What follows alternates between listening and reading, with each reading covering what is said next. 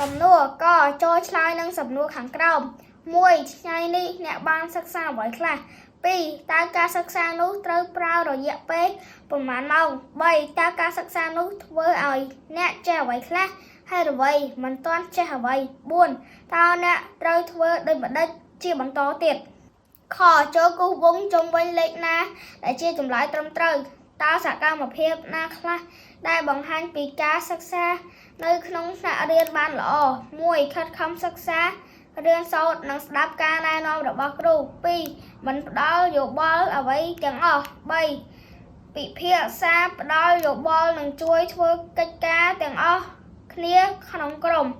4រៀបចំសកម្មភាពសិក្សាតាមលំដាប់លំដោយកិច្ចការ5នាំមិត្តជជែកគ្នាសើចលេងគោចូលសរសេរបង្ហាញពីរបៀបធ្វើកិច្ចការណាមួយដែលអ្នកទទួលបានជោគជ័យតើអ្នកបានធ្វើកិច្ចការអ្វីតើកិច្ចការនោះត្រូវធ្វើដូចម្តេចខ្លះ